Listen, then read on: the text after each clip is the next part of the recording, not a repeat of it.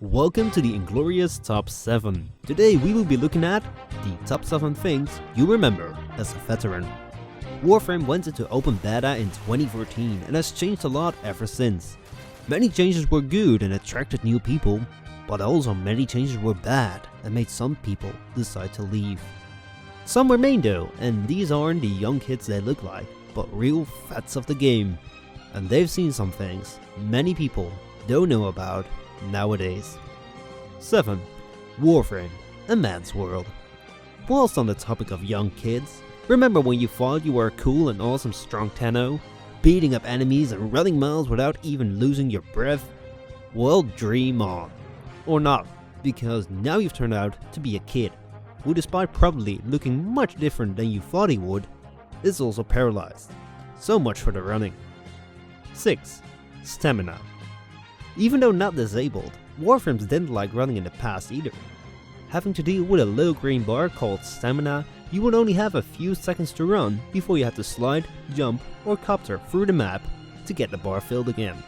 Nowadays though, you can run infinitely without ever running out of breath or out of map. 5. A solar map. With a new solar map coming soon, we shouldn't be allowed to complain. Yet, we still do. Because remember when the thing you picked your missions from actually looked like a map? A map on which you could see the nodes which would lead you to planets and would help you progress.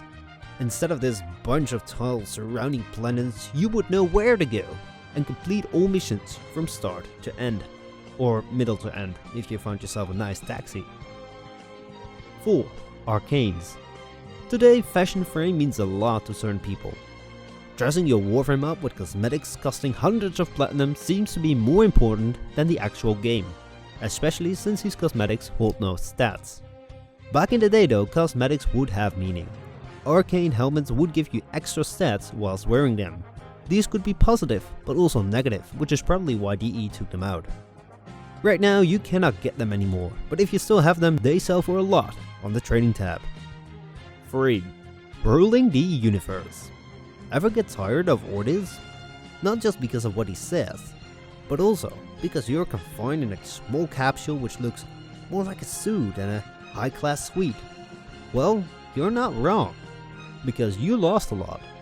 Where you sit right now in a tiny ship amongst Grineer galleons, back in the day you would sit proudly above the universe until you were called for action, like the ruler of the planets.